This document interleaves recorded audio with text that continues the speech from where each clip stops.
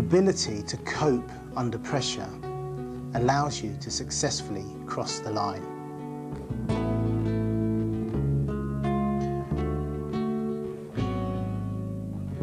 How difficult is it to pot that final ball in that final frame?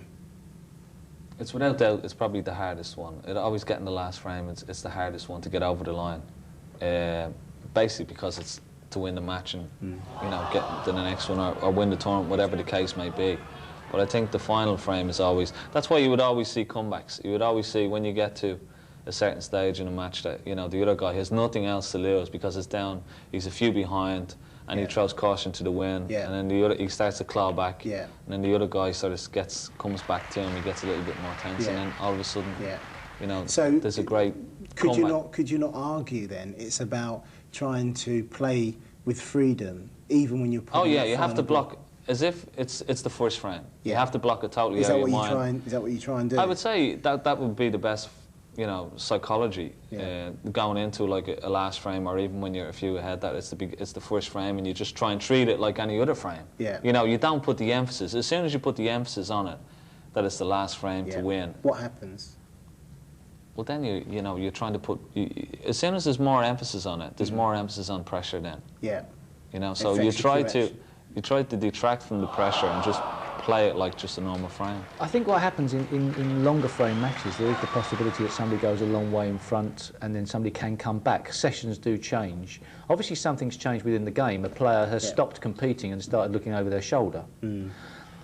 Towards the end of a match, which is another type of getting over the line, crossing the line, that problem of winning the last frame can sometimes be overreaching, trying to just get the ball in the pocket and going for one too many instead of just playing the balls.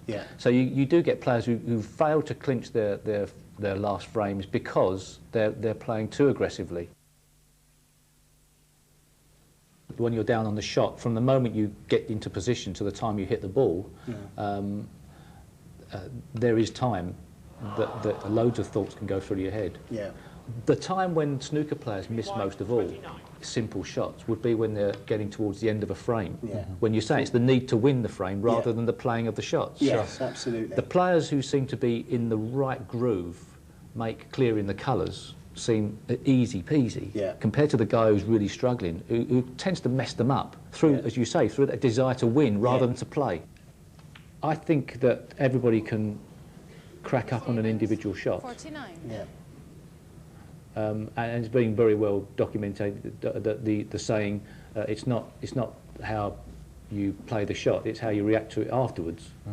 Okay, that's a well-known saying, which is all very well until it's the last shot. Exactly. And then you've got to go home for the rest of the year and wait for your next chance. So, and we've all been in situations where the game ball, the last one, is the last chance you had and the other guy clears up. The guy who's been under pressure and got off to a terrible start then stops worrying about winning or losing, starts to enjoy it and starts playing better. There you go. Being calm, being composed and enjoying the moment allows you to cross the line.